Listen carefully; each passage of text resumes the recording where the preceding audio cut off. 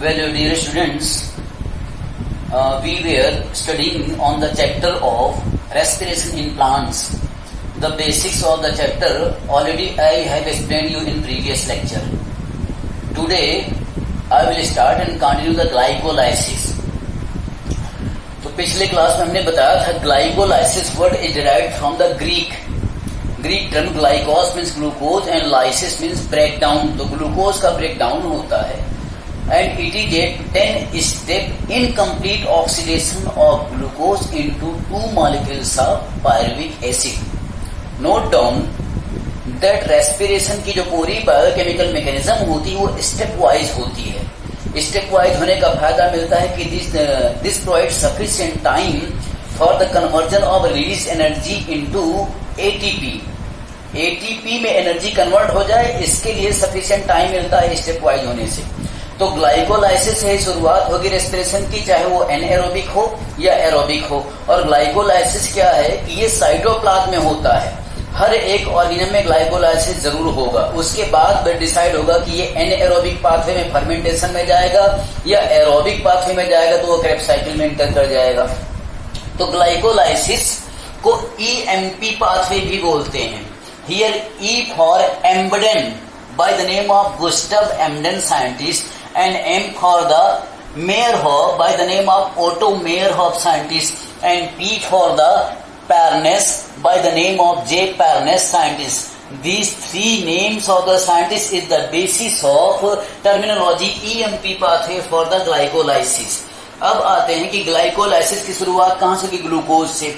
लेकिन जब फोटोसिंथेसिस में ग्लूकोज बना तो फिर ग्लूकोज जो है कुछ तो एज ग्लूकोज ही प्रेजेंट रहेगा, लेकिन प्लांट्स में स्टोरेज जो है वो फूड का स्टार्च के फॉर्म में भी हो सकता है, कहीं सुक्रोज के फॉर्म में है. तो जो ग्लूकोज पहले से अवेलेबल है उसका तो डायरेक्ट ग्लाइकोलाइसिस में शुरुआत हो जाएगी मैकेनिज्म ऑफ बायोकेमिस्ट्री की. लेकिन जो स्टार्च है उसको एमाइलेज एंजाइम की मदद से ग्लूकोज में डाइजेस्ट कर लिया जाएगा सेल्स में. जो सुक्रोज है by the action of sucrase और invertase enzyme glucose and fructose molecule बनेंगे. तो ग्लूकोज एज सच पहले से जो रहेगा या स्टार्च से या सुक्रोज से जो ग्लूकोज डाइजेस्ट होकर के बनेगा ये एंटर करेगा ग्लाइकोलाइसिस के मेटाबॉलिक पाथवे में. शुरुआत यहां से करते हैं. ग्लूकोज का सबसे पहले क्या होता है? फॉस्फोरिलेशन होता है. फॉस्फोरिलेशन का मतलब हुआ कि ग्लूकोज में फॉस्फेट का जुड़ना. अब फॉस्फेट कहां से आएगा? पहले से मौजूद जो एनर्जी करेंसी एटीपी होती है तो वो एटीपी अपना एक फॉस्फेट ग्लूकोज को देती है और एटीपी का एक फॉस्फेट चला जाएगा ट्राइफॉस्फेट से वो डाइफॉस्फेट में कन्वर्ट हो जाएगा एडीपी में. तो एक फॉस्फेट कहां चला गया? ग्लूकोज के पास. तो अब ग्लूकोज क्या होता है? ये 6 कार्बन कंपाउंड होता है. हेक्सोज शुगर है, आप जानते हो, मोनोसेक्राइड. इसके 6वें कार्बन पे फॉस्फेट जुड़ जाता है, इसलिए ग्लूकोज 6 फॉस्फेट ये नाम हो जाता है. और जो कैटालाइजिंग एंजाइम है phosphorylation of glucose into glucose 6-phosphate, it is catalyzed by the enzyme hexokinase. You remember that most of the enzymes of glycolysis or other respiratory pathway are activated by magnesium ion. So magnesium ion is the activator of most of the enzymes of respiratory pathway. Glucose से glucose 6-phosphate बन गया और ATP जो है डीफॉस्फोरेट होकर के ADP में convert हो गई. अब अगला स्टेप देखें. ग्लूकोज 6-phosphate का एक बार फिर से आइसोमेरिक कन्वर्जन होता है. आइसोमेरिक कन्वर्जन कैसे? कि भाई ग्लूकोज एक हेक्सोज है फ्रक्टोज में उसका आइसोमेरिक कन्वर्जन हो जाए. तो ग्लूकोज 6-phosphate ये फ्रक्टोज 6-phosphate में कन्वर्ट होता है और इसके लिए जो एंजाइम होता है वो होता है फॉस्फोहेक्सोज आइसोमेरेज. तो हम पहुंचे कि ग्लूकोज 6-phosphate अपने आइसोमर फ्रक्टोज 6-phosphate में कन्वर्ट हो जाता है. यहां पर आकर के ध्यान दें कि अगर सुक्रोज से ग्लूकोज और फ्रक्टोज बना रहा होगा तो ग्लूकोज जो ग्लाइकोलाइसिस में इंटर किया वो आया फ्रक्टोज 6-phosphate पे. तो ग्लूकोज के साथ साथ जो फ्रक्टोज बना था ये भी फ्रक्टोकाइनेज एंजाइम की वजह से की हेल्प से फॉस्फोरेट होकर के फ्रक्टोज 6-phosphate बना देगा और इसके लिए फॉस्फोरिलेशन के लिए एटीपी ही आएगी. अब इसके लिए हमें एक अलग एटीपी नहीं काउंट करते हैं. अब वो एटीपी ग्लूकोज का फॉस्फोरिलेशन करे या फ्रक्टोज का करे, अल्टीमेटली फ्रक्टोज 6 फॉस्फेट ही बनेगा।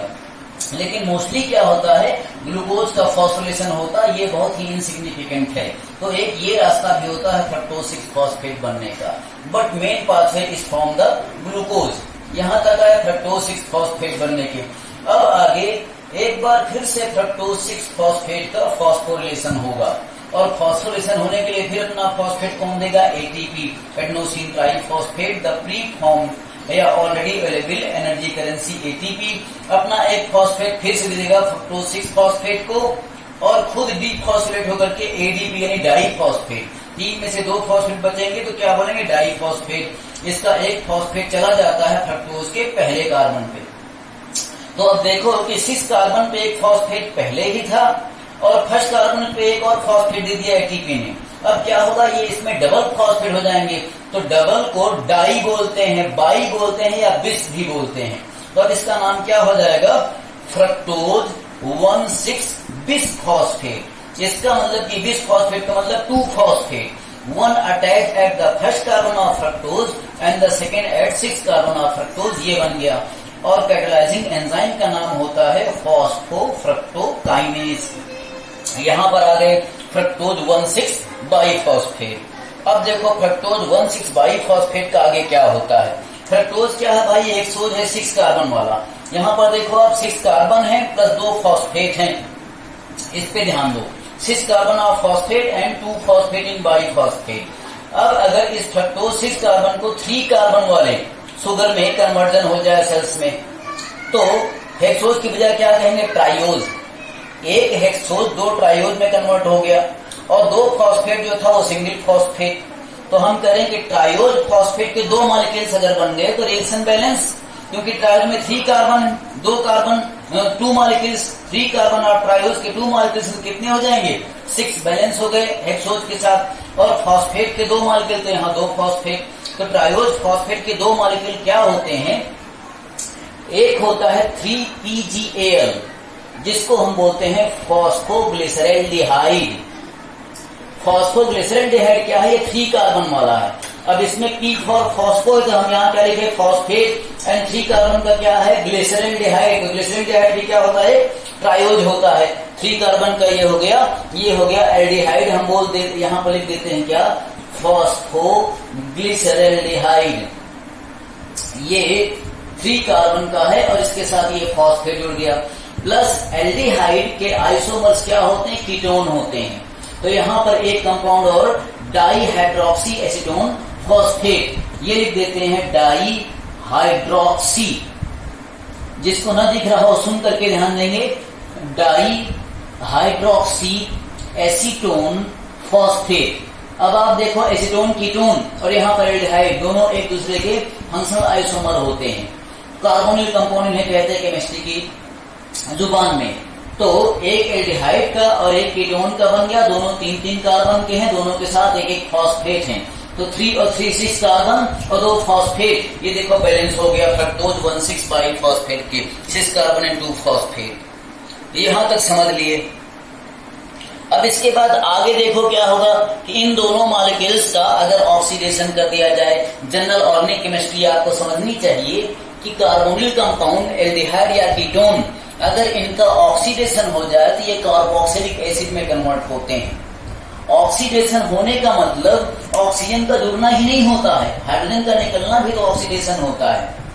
अब देखो यहाँ पर एल्डिहाइड और कीटोन, इनसे हाइड्रोजन निकालने के लिए आता है ये coenzyme NAD, nicotinamide adenine dinucleotide. ये NAD के 2 मॉलिक्यूल्स हैं, एक PgAl से और एक डाइहाइड्रोक्सिस्टेन फॉस्फेट से क्या करेंगे, हाइड्रोजन निकाल दिए, हाइड्रोजन के एक मॉलिक्यूल। तो क्या हुआ, इसका भी ऑक्सीडेशन हो गया, इसका भी ऑक्सीडेशन हो गया, और ये खुद क्या हुआ, रिड्यूस हो गया, NAD रिड्यूस होकर के NADH2 बना दिया। अच्छा रिडक्स, यहाँ ऑक्सीडेशन होने को क्या हम बोलते हैं, डिहाइड्रोजनेशन भी बोलते हैं। तो अगर PgAl और डाइहाइड्रोक्सी एसीटोन फॉस्फेट का अगर डिहाइड्रोजनेशन या ऑक्सीडेशन हुआ तो एंजाइम क्या यूज हो जाएगा, डिहाइड्रोजिनेज। और ये कन्वर्ट हो जाएगा किसमें, अपने एसिड में। हमने बताया एल्डिहाइड या कीटोन जैसे कार्बोनिल कंपाउंड्स का अगर ऑक्सीडेशन या डिहाइड्रोजनेशन होता है तो वो कन्वर्ट होते हैं किसमें, कार्बोक्सिलिक एसिड में। तो ये बन गया फॉस्फोग्लिसरिक एसिड। लेकिन एक चीज और देखो हमने शो किया यहाँ पर क्या, कि दो फॉस्फोरिक एसिड के भी मॉलिक्यूल्स यहाँ पर जुड़ते हैं साइटोप्लाज्म से। अब देखो आपकी दो फॉस्फेट यहाँ पहले से थे, एक एल्डिहाइड के साथ और एक एसिडोन के साथ, और दो फॉस्फोरिक एसिड और जुड़ गया, तो टोटल फॉस्फेट कितने हो गए, दो यहाँ और दो यहाँ, 4 फॉस्फेट हो गए। अब ये 4 फॉस्फेट को बैलेंस कैसे करेंगे, बाई फॉस्फेट के 2 मॉलिक्यूल्स बनेंगे। यहाँ पर देखो क्या लिखा है, ट्रायोज बिस फॉस्फेट के कितने, 2 मॉलिक्यूल्स। अब ट्रायोज मतलब 3 कार्बन वाले शुगर के 2 मॉलिक्यूल्स क्या हुआ, 6 कार्बन, ये बैलेंस हो जाएगा, प्लस बिस फॉस्फेट यानी 2 फॉस्फेट के 2 मॉलिक्यूल्स कितने हो जाएंगे, 4 फॉस्फेट, ये भी बैलेंस हो गया, 2 फॉस्फेट यहाँ से और 2 फॉस्फोरिक एसिड यहाँ से। तो ये ट्रायोज बिस फॉस्फेट यहाँ पर बनता क्या है, बिस मतलब बाई, तो बाई फॉस्फोग्लिसरिक एसिड जो कि 3 कार्बन का एक एसिड होता है, और इसमें 1,3 बाई फॉस्फोग्लिसरिक एसिड का मतलब क्या है कि 2 फॉस्फेट में से पहला फॉस्फेट फर्स्ट कार्बन पे और दूसरा फॉस्फेट थर्ड कार्बन पे जुड़ा होता है। तो फर्स्ट और थर्ड कार्बन पे जुड़े हुए 2 फॉस्फेट जो हैं, इनके 2 मॉलिक्यूल से क्या हो जाएगा, 4 फॉस्फेट, ये बैलेंस हो गए। प्लस ट्रायो 3 कार्बन का है 2 मॉलिक्यूल, तो 6 कार्बन के एटम जो है ये बैलेंस हो गए अभी तक। तो 6 कार्बन और 4 फॉस्फेट अभी हम यहाँ तक पहुंचे हुए हैं। अब अगला स्टेप जो है, यही से आप समझोगे, दिमाग में रखोगे कि 1,3 बाई फॉस्फोग्लिसरिक एसिड के 2 मॉलिक्यूल्स, इनका आगे क्या होगा, चलते हैं यहाँ पर। 2 मॉलिक्यूल्स ऑफ 1,3 बिस फॉस्फोग्लिसरिक एसिड या बिस फॉस्फोग्लिसरेट कह दें, उनमें कितने टोटल कितने फॉस्फेट हैं, 2 मॉलिक्यूल्स में 4 हैं।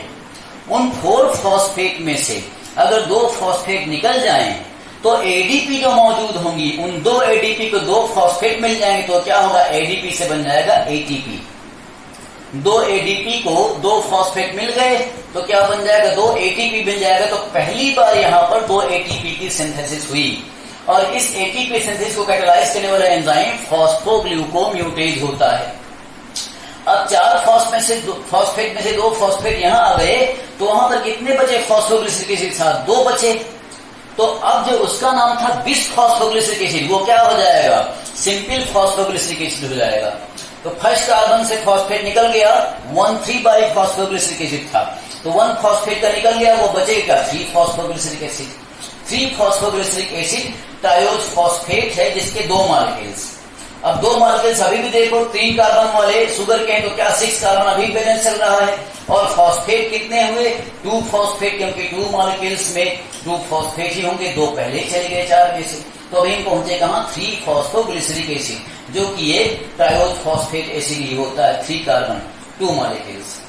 अब आगे इसका क्या होगा कि पोजिशनल आइसोमेरिक चेंज होता है। इसमें जो ग्लिसरिक एसिड के साथ फॉस्फेट थर्ड कार्बन पे लगा हुआ है, ये आ जाता है सेकेंड कार्बन पे, तो इसका नाम क्या आ जाता है, 2 फॉस्फोग्लिसरिक एसिड।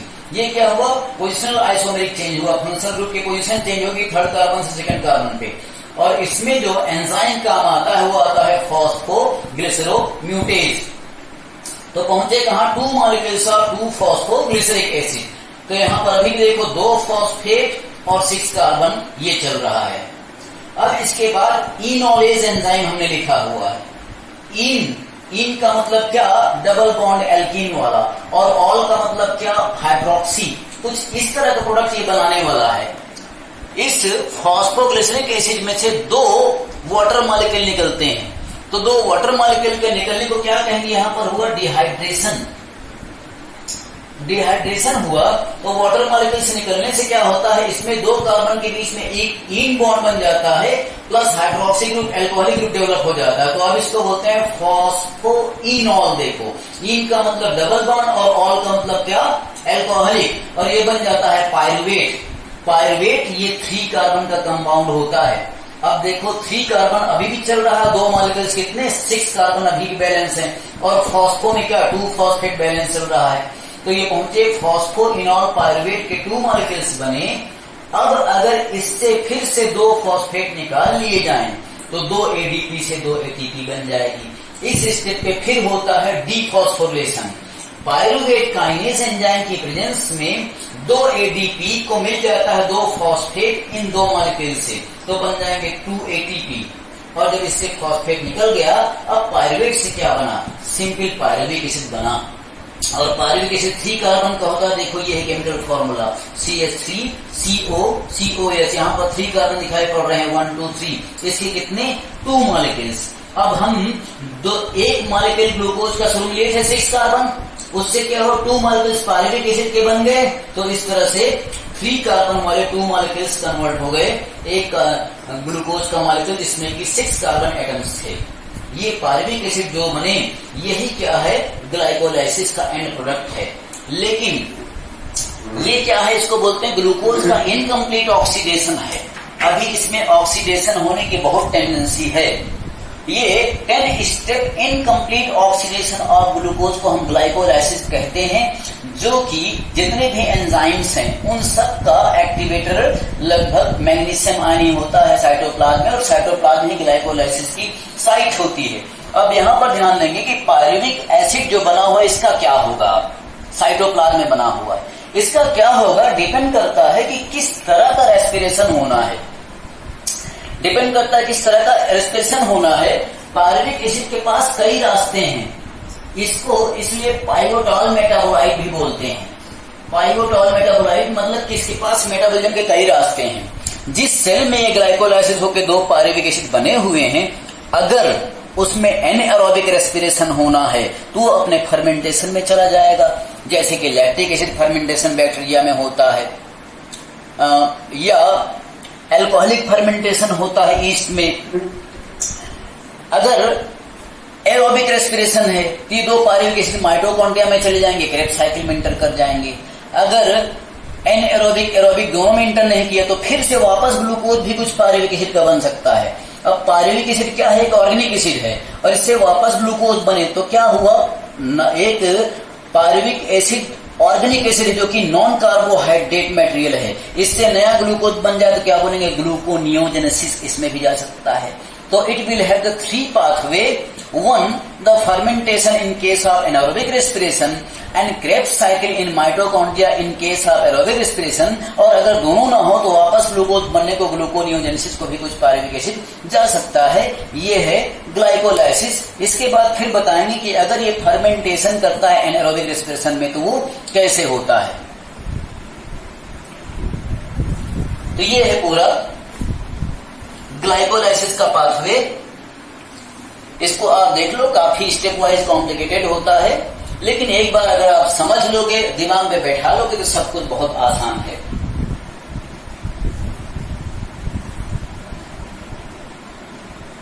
लेक्चर और last video we have concluded that products of glycolysis in cytoplasm of any living cell are the 2 molecules of pyruvic acid. 1 glucose molecule से 2 molecules of pyruvic acid मिलेंगे और नेट गेन 2 ATP का होता है।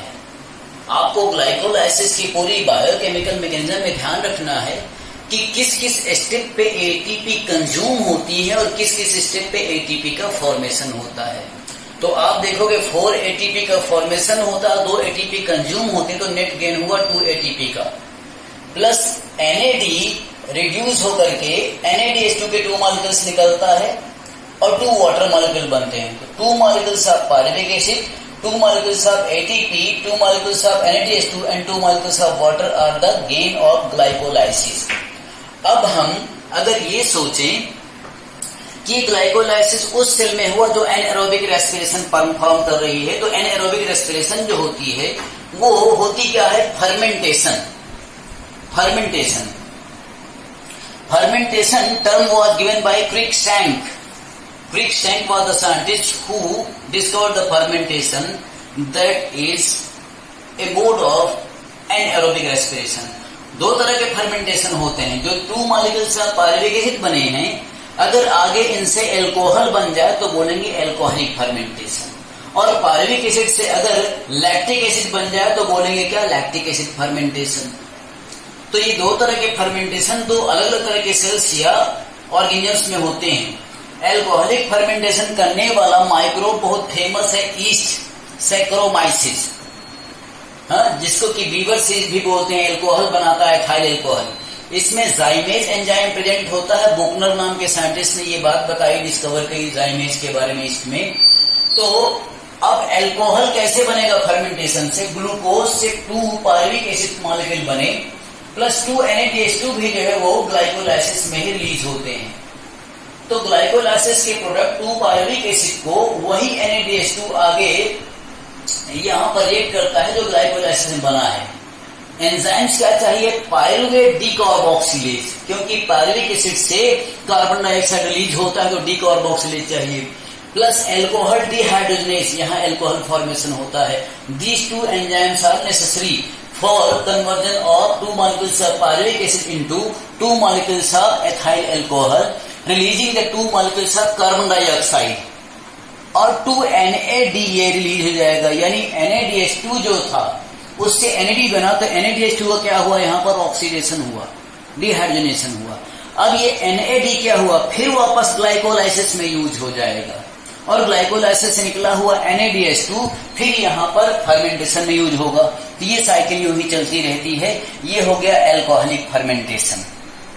Alcohol जो बना रहा है ईस्ट, अच्छा यही एल्कोहल जो शराब में इस्तेमाल होता है डिफरेंट कंसंट्रेशन में। तो अलग अलग कंसंट्रेशन में कौन कौन सी बीवरेज ड्रिंक्स बनती है वो तो फिर अलग चैप्टर हो जाता है।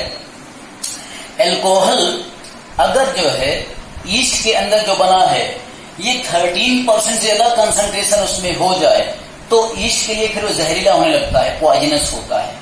ऐसा नहीं कि ईस्ट को नशा होगा और वो नशे में झूम के नाचने लगेगा। More than 13% of alcoholic concentration in the cell of producer yeast itself become hazardous and toxic. अब फिर हम बात करें कि जो बीवरेज इंडस्ट्रीज में नेचुरली फर्मेंटेशन करते हैं तो वहां पर कितनी फर्मेंटेशन से एल्कोहल की कंसंट्रेशन बनती होगी? 15-16% तक जो है नेचुरल फर्मेंटेशन से ये एल्कोहल बन सकती है। एल्कोहल फर्मेंटेशन जो हुआ इसी तरह से क्या है? लैक्टिक एसिड फर्मेंटेशन है। लैक्टिक एसिड फर्मेंटेशन कौन करते हैं? कुछ bacteria, there are some bacteria which exhibit the lactic acid fermentation. और दूसरा क्या? एग्जाम्पल स्केलेटल मसल्स, चाहे वो हमारी क्यों ना हो, जैसे कि इंसान की स्केलेटल मसल, जब हम बहुत तेज एक्सरसाइज कर रहे होते हैं तो हम हांफते हैं। क्यों? क्योंकि हमको एक्स्ट्रा ऑक्सीजन की जरूरत पड़ती है एक्स्ट्रा एनर्जी रिलीज करने के लिए, लेकिन फिर भी हमें जितनी ऑक्सीजन चाहिए उससे कम ही मिल पाती है। तो जब ऑक्सीजन कम मिली तो क्या हुआ? ऑक्सीजन की कमी में एरोबिक की बजाय क्या हुआ? एनएरोबिक रेस्पिरेशन करने लगेंगे स्केलेटल मसल्स, और एनएरोबिक रेस्पिरेशन होगा तो फर्मेंटेशन में इंटर कर जाएगा, और फिर पायरुविक एसिड आगे वो कन्वर्ट हो जाती है लैक्टिक एसिड में फर्मेंटेशन से। क्यों? क्योंकि ऑक्सीजन की कमी से anaerobic respiration lactic acid fermentation होने लगता है, और लैक्टिक एसिड डिहाइड्रोजनेज एंजाइम चाहिए इसके लिए। तो 2 molecules of pyruvic acid from glycolysis and 2 NADH2 release from glycolysis, ये रिएक्ट करेंगे तो ये बन गया 2 molecules of lactic acid, और NAD ये जो है फिर NADH2 से NADH2 क्या हुआ? ऑक्सीडाइज हुआ तो NAD कन्वर्ट हो गया, बन गया NAD, फिर वापस ग्लाइकोलाइसिस में एंटर कर जाएगा। अब जो है यहां पर हमने क्या बताया कि ये फर्मेंटेशन है anaerobic respiration. Fermentation anaerobic respiration पहले क्या हुआ? ग्लाइकोलाइसिस। तो आप फर्मेंटेशन की पूरी रिएक्शन जब भी लिखोगे, चाहे वो अल्कोहलिक हो चाहे लैक्टिक एसिड फर्मेंटेशन हो, आप शुरुआत ग्लाइकोलाइसिस से करोगे। तो ग्लाइकोलाइसिस में जो प्रोडक्ट बने और लास्ट में ये जो हमने बताया ये सब एक साथ लिए जाएंगे तब फर्मेंटेशन पूरा होगा। फर्मेंटेशन एनारोबिक रेस्पिरेशन जो होता है इसमें ग्लूकोज में जितनी एनर्जी है उसमें से ज्यादा 7-8% ही निकल के आ पाती है, और देखोगे आप नेट गेन टू एटीपी का ही होता है। तो पहली बात ये कि anaerobic respiration is a partial oxidation और partial breakdown of glucose releasing only 7% of its energy forming the net gain of only 2 ATP। दूसरी बात ये कि यहाँ पर जो NADH2 का ऑक्सीडेशन होता है NAD में, ये बहुत स्लो प्रोसेस होता है।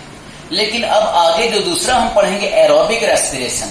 एरोबिक रेस्पिरेशन में क्या होता है? ग्लूकोज की कंप्लीट ऑक्सीडेशन होती है। एनएरोबिक फर्मेंटेशन में क्या हुआ? इनकम्प्लीट ऑक्सीडेशन, और सिर्फ 7% एनर्जी एटीपी में कन्वर्ट हो जाती है, सिर्फ 2 ATP मिलती है। और बहुत ही स्लो ऑक्सीडेशन NADH2 का होता है। ये बात हुई एनारोबिक में, फर्मेंटेशन में। बट एरोबिक में क्या होता है, कंप्लीट ऑक्सीडेशन ऑफ ग्लूकोज का होगा, तो उससे कार्बन डाइऑक्साइड वाटर में कंप्लीट ऑक्सीडेशन होगा, प्लस ATP काफी ज्यादा बनती है। नेट गेन 36 ATP का वो एरोबिक रेस्पिरेशन से हो जाएगा। 36 कहीं कहीं 38 माना जाता है। तो ये इतना बड़ा डिफरेंस होता है एनएरोबिक और एरोबिक रेस्पिरेशन में। अब अगले लेक्चर पे हम जाएंगे कहाँ, एरोबिक रेस्पिरेशन में। और एरोबिक रेस्पिरेशन शुरुआत वहां से होगा जहां ये पायरुविक एसिड इंटर कर जाएगा क्रेब्स साइकिल में।